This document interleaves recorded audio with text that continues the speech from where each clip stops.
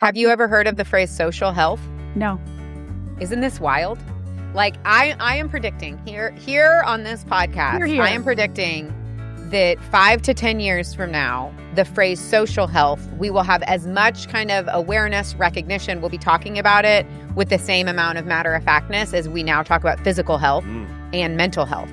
We are on the front, I believe, of the next wave of human flourishing. All three are critical to human flourishing, but I think you're exactly right. People don't consider social health. A lot of people don't. I will say I do. I put my social health actually above my physical health. Well, I've heard too, we have such a loneliness epidemic, and they say loneliness is actually worse for your health than just about anything else that we could think of. It's the equivalent of smoking 14 cigarettes a day. Wow. Being lonely. Whoa. Hey, everybody. Welcome to the Paula Ferris Show. I'm your host, Paula. We are closing out our very fun series on midlife, which we've been talking about all month. We've talked about the weird things we do in midlife, the top signs that you are in midlife. Last week, we talked about the midlife crisis, and maybe we should start calling it something different and why it's not a bad thing to reevaluate our lives. And this week, as we close out the series, we are going to talk about how we can extend the quality of our lives and ways to challenge and stretch ourselves in midlife. And we're talking about something new called social health. This is actually a term you're probably going to start hearing a lot more of over the next couple of years, but why it could be the key to extending our lives. Liz Bohannon, who's joining me all month, and my husband, John, she has a lot to say in this episode. But I also am going to be bringing some really incredible research that made my jaw drop. Why we aren't falling apart. We're actually falling into place. When I read this research, I can't wait to share it to you. Really good news about what is happening to us cognitively. I didn't see this coming, but we're actually improving in midlife in so many areas. So again, we're not falling apart. We're actually falling into place. And Liz is also going to fulfill her prediction of who will outlive the other. Will it be me? Will it be John? Drum roll, please. All I can say is that it's a plot twist that you didn't see coming. But without further ado, here we are capping our series on midlife and how to extend it and the ways to challenge and stretch ourselves in midlife. Enjoy. Okay, John, I feel like this is the conversation that you've been waiting for. And I know you're going to ask Liz at the very end of this episode her prediction, who she thinks is going to live longer. I think we all know what she's going to say. There's no shock there. But I want to talk about how do we extend the quality of our lives beginning in midlife. As I mentioned earlier, like we have to train for the first part of our life one way, but how we train and take care of our bodies is going to be different this stage of life. So ways to challenge and stretch ourselves. Also, why change is necessary in midlife. But this totally shocked me because we think, oh my gosh, I'm falling apart. I'm 40, I'm 50, I'm 60, I'm totally falling apart. But I saw new research over in your neck of the woods, Liz, out in Seattle, okay? Researchers from the Seattle Longitudinal Study, they tracked the cognitive abilities of thousands of adults over the last 50 years. And get this, middle-aged adults perform better on 4 out of 6 cognitive tests than those same individuals did as young adults. So memorization and perceptual speed, those all start to decline in young adulthood. But we get better at verbal abilities, spatial reasoning, simple math abilities, and abstract reasoning skills. Those all improve during middle age. I was like, oh my gosh, we aren't falling apart. Wow. We are falling into place. Yeah. Is that not cool? Yeah. I don't identify with 2 of the 4 of them, but it's very cool. Which one? What was it? Spatial something? Spatial reasoning. Oh, if spatial reasoning, I cannot find my way out of a paper bag. Okay. I mean, like when I'm at a hotel and I walk out of my hotel room, I'm like, it's 50-50. Do I go left or do I go right? I could have walked into that room 4 minutes prior and I'm just like, it's a toss up. Am I going left or right? And then simple math? No way, man. Come on, what's 2 + 2? Okay, but I use my, like when I'm doing tips, I use my fingers underneath the counter. I'm like, 10% They now put it on the 2. receipt for you. They give you the math. Yeah, but what was the other one? Verbal abilities and abstract reasoning skills. Yeah, I feel like I was never good at spatial reasoning. I mean, even when we lived in New York, I can't find my way out of a paper bag. So basically, you and I can never go on a trip together. Never. We would get so lost. Some of my favorite memories, though, being with other people who are spatially challenged, there's just an adventure to it. Like, I like that it infuses a very normal adult interaction with a bit of like, but will we ever make our way back to the car? It's like a cinematic quality that I enjoy. Are you one of those people that you said make your way back to the car? Like, I have to take a picture of if I'm in a parking garage, I have to take a photo of where I parked and my license plate just to find my way back. See, the difference between you and me is that that's the degree of support I need, but I don't offer myself that support. I'm overly optimistic every time, and has me wondering a lot. John, what do you think about that study? Do you identify, I mean, for me, memorization and perceptual speed, I feel like I've always had a bad memory, though. Maybe that's my ADHD, but what do you identify with? Yeah, no, I think those are interesting facts. I think we do have the ability to maybe focus and concentrate a little bit differently now. And I think just the perspective of our lives, when I can look back and I can pull data from experiences over the last 20 years, 30 years versus the last 5 or 10 years that I may have, I think that helps me with my decision making, and communication skills is definitely improved. Oh, 100%. And we're leaning on our experience now. But I thought that was just so encouraging because all we hear about is we're falling apart. But we're actually falling into place, Liz. I can't wait for you to get here. There's another study recently that came out of Northwestern. They've been doing this long study on what they call super agers. Okay. So these are folks who are, I believe it's 80 or above, but whose general cognitive function is 60 or below. So they've got like this 20-year gap of memory and all of this stuff. And so they were trying to figure out like what's going on with the super agers. And the strongest thread of commonality that they found between super agers and what they had in common. Do you have any guesses? Connection. Relationship. See, dang it. The messenger gave it away. Oh, you mentioned it earlier. That's the only reason why. But they found that the quality of their relationships and how much and how often and the depth of social connection that they had was much higher than folks in the same age bracket. And so they're tying that not just to kind of like correlation, but there's a causation thing there between our social connection and relational health. That's so and how we age and our cognitive abilities at the end of our lives. And when we talk about like taking care of ourselves, we're almost always thinking about it from a physical and mental and spiritual and emotional component, but not really from a relational component, which it needs to be added to that tranche. It needs to be 100%. It needs to be a bucket. Have you ever heard of the phrase social health? No. Isn't this wild? Like I am predicting here on this podcast, I am predicting that 5 to 10 years from now, the phrase social health, we will have as much kind of awareness, recognition, we'll be talking about it with the same amount of matter-of-factness as we now talk about physical health and mental health. We are on the front, I believe, of the next wave of human flourishing. All three are critical to human flourishing, but I think you're exactly right. People don't consider social health. A lot of people don't. I will say I do. I put my social health actually above my physical health. Truly, one rationale that I have about my physical health is like, we can only do so much in a week. I'd rather invest in friendships and relationships I love that, than go work out by myself. I'm indexing that I actually believe the data that it matters more. If you are socially healthy and really overweight, it actually, versus really physically fit, but lonely, you will have better longevity outcomes.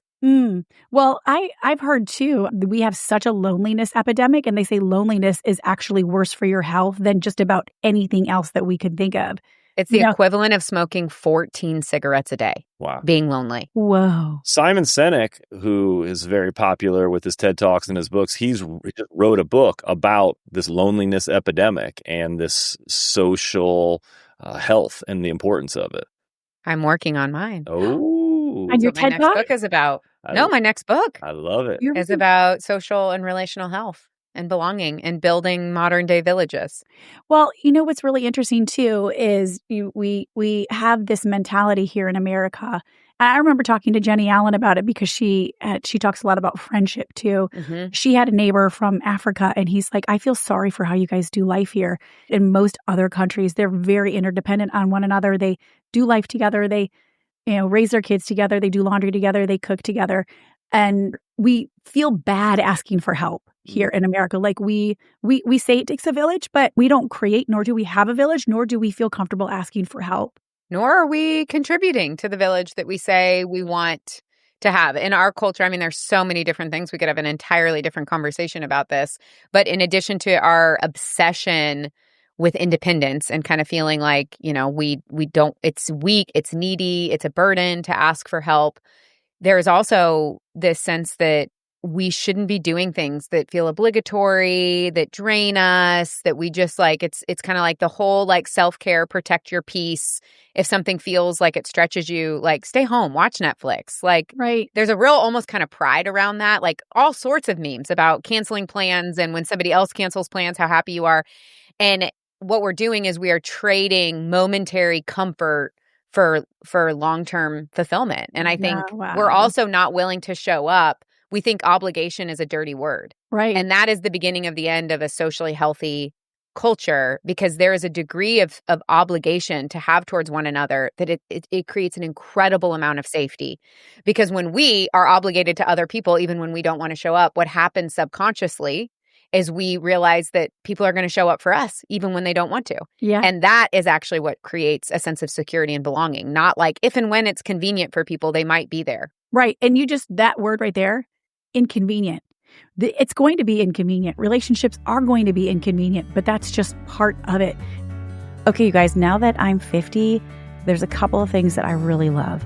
And number one, I love a bargain. And number two, I love to be really cool at night when I sleep. That's why I'm so excited to tell you about Cozy Earth's Black Friday deals. They are already here. You know that I have been singing the praises of my Cozy Earth sheets. They are made from viscose from bamboo, which essentially wicks the heat away from your body. But Cozy Earth also offers a bamboo pajama set, which is phenomenal and a great gift idea for any woman in your life that may or may not be perimenopausal or menopausal. But I'm telling you, the ladies in your life are going to love the bamboo pajama set. It's got the same science behind the sheets. You're going to sleep several degrees cooler. They also have a bubble cuddle blanket, something that I love to wrap around myself and my kids during our family movie nights. And the best part about it all is Black Friday is already here, so you can use my code PAULA, that's Paula, to stack on top of their site-wide sale. And that could give you up to 40% off. Again, use my code PAULA at Cozy Earth and wrap the ones that you love in luxury with Cozy Earth this holiday season. Make sure you tell them that I sent you. My family is from Lebanon, and just being able to visit my family back in 2019, I was blown away by how interdependent they are on one another. They live in apartments one on top of the next. They don't have huge mansions or houses. They're investing in relationships. They do life together. They were offended, Liz, if we didn't ask for help. They were offended if we even talked about staying in a hotel. So we had our whole U.S. contingent. I think there were 16 of us, the cousins, my siblings and cousins, that visited. We all stayed in their 3-bedroom apartment. They were they wanted to pay for everything, do everything. They're so reliant on one another that they were upset if we did not ask for help. And how much of a mental shift is that? Not only are they not bothered, but they are offended. And a huge part of my understanding of social health came from, I spent the first decade of my adulthood largely living and building and being a part of communities outside of America.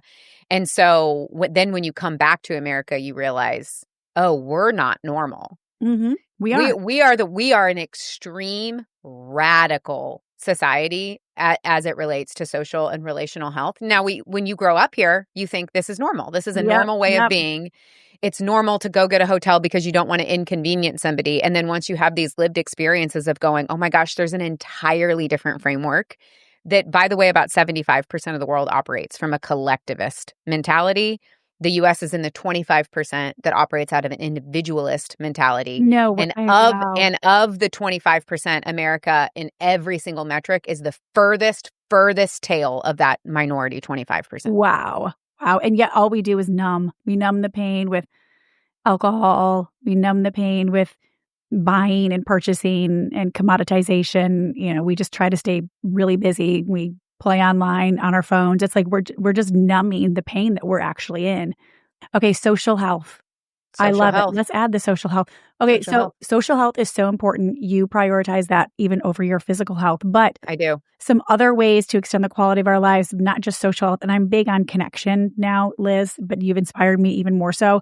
But adjusting our expectations as physical and life circumstances change. I do think, John, I feel like you're still in the denial period, but adjusting the expectations of what we can and can't do, I think having that healthy expectation is going to help elongate our lives, but also focusing on overall brain, mental health through physical exercise, healthy diet. And this even says social connection is crucial. AI knew it. AI knew that. AI knew it. AI knew. A good old AI. Seeking support is key. Mental health support through therapy and connecting with loved ones can be beneficial.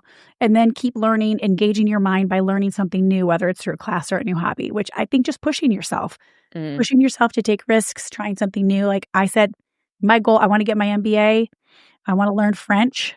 I do. I want to get my MBA from Michigan. But I want to learn French. I want to learn the piano.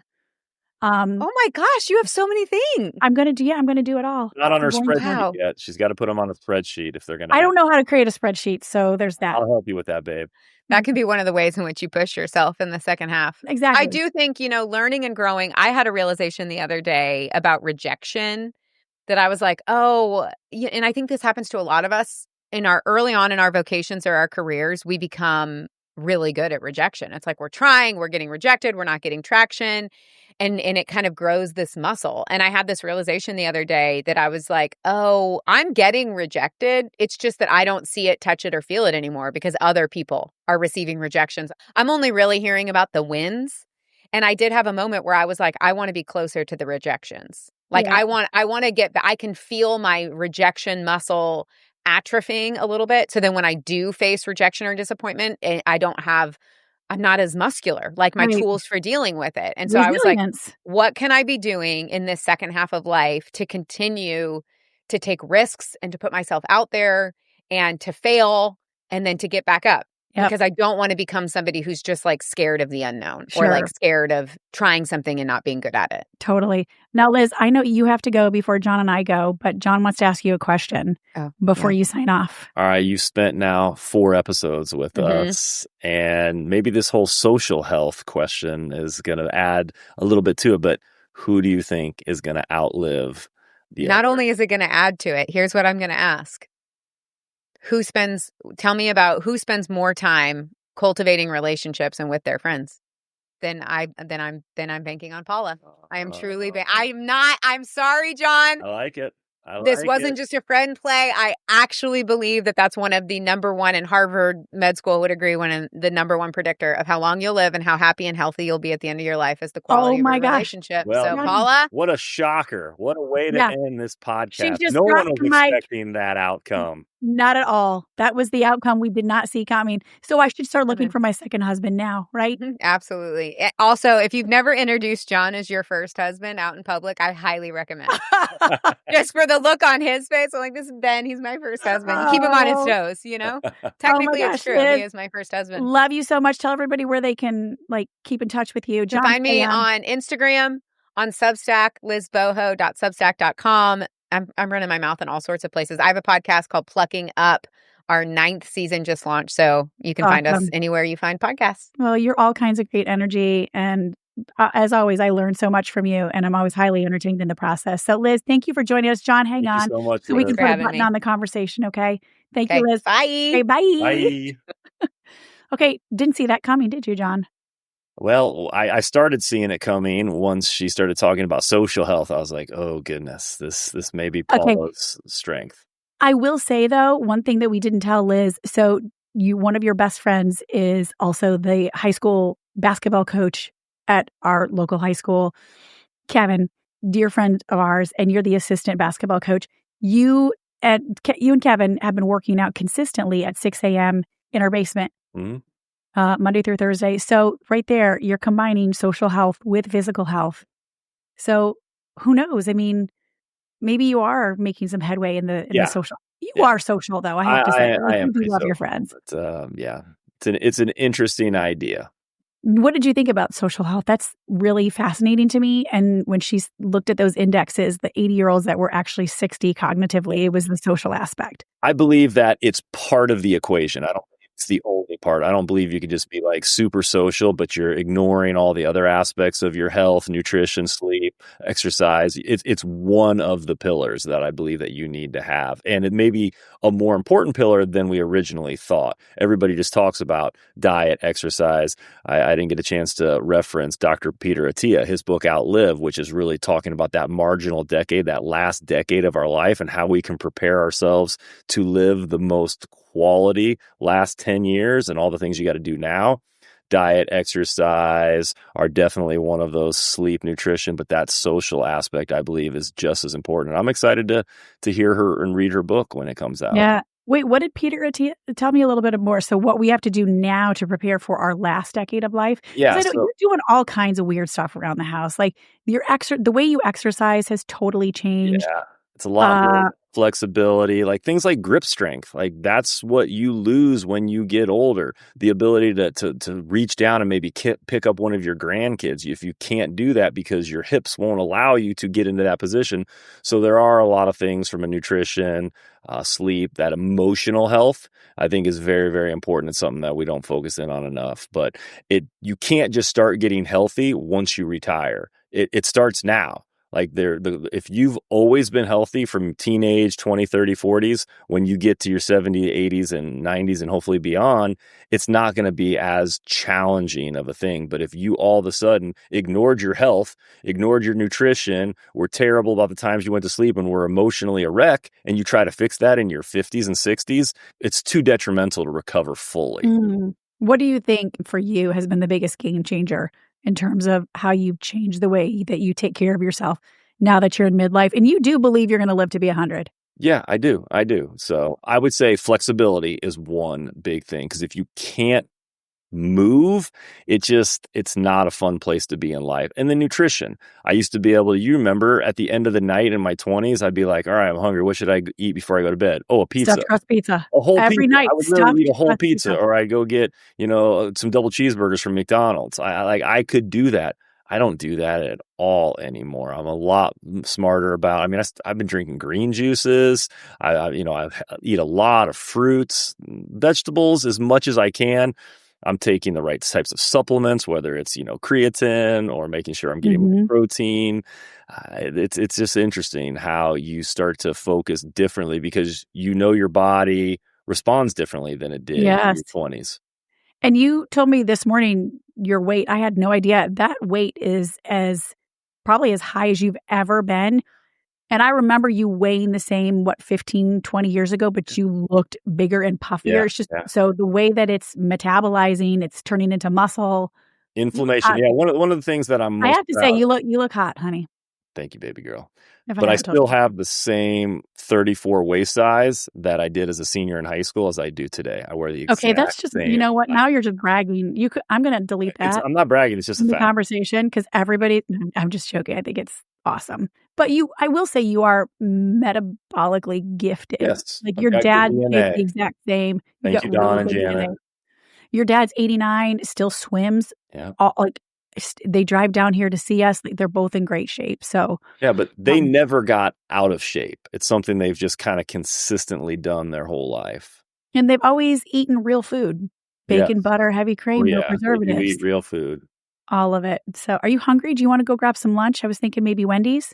Well, you know where the Wendy's are in town, that's sure. I never forget a Wendy's. Never forget a Wendy's. My voice is shot. I can't believe that I lasted this long. So it's been real. Turning 50 has hit me, but it's going to be, I think, my best decade yet. I'm just putting that out there. I'm going to challenge my mind, my body, my social relationships. I'm going to therapy this year. So I'm looking for, for me, 50 has just kind of been a catalyst to reset. I think I needed it, especially after the last couple of years, but especially the last year of everything that's happened. So it's a welcome reset. And I'm gonna go hit it, and I'm hitting it sooner than you, babe. You got one more year, and then you're the big 50, and then you too will get your AARP card. I can't wait. Okay, I love you, babe. Thank you for joining me in this whole series, and you're gonna be back next month for our Ask Us Anything episodes. And then we're going to be dark at the end of the month, that week of Christmas and New Year. So can't wait for you to be back for Ask Us Anything. Love you, babe. Let's go work on our emotional health together. Yes, and our social health, and our physical health. All of the health. Okay, love you, babe. Thanks, everybody, for joining us for this series. It's been really fun talking about midlife and all the crazy things that come along with it. See ya.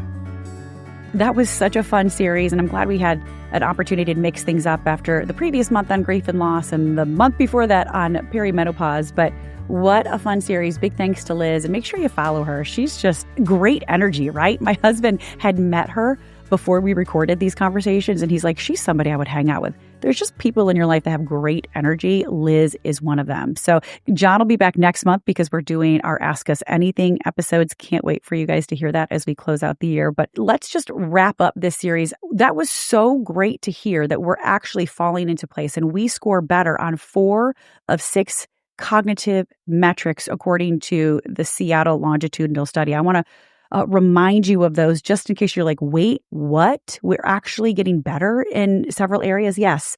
Again, memorization and perceptual speed, those will decline, but we improve in verbal abilities, spatial reasoning, simple math abilities, and abstract reasoning skills. Those all improve as we age. They improve during midlife.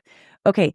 Can we talk about social health? I had never really considered that until Liz proposed that. And that's something that we're going to start to hear. I think that's so important, not only when we're in midlife, to start talking about and really focusing on our physical health and seeking support in our mental health and making sure that we are continuing to learn. But our social health is so important. The relationships, those were the indicator of who's living longer. That blew my mind. And since Liz brought that to my attention when we recorded this, I've really, really started to place a high emphasis on my social health, not just my mental health, not just my spiritual health, not just my emotional health, but my social health and how that is going to actually improve my quality of life as I get older. One other thing that I'm doing right now, because I want to keep learning, I just ordered this book. I have gone through it before. It's called Word Power Made Easy.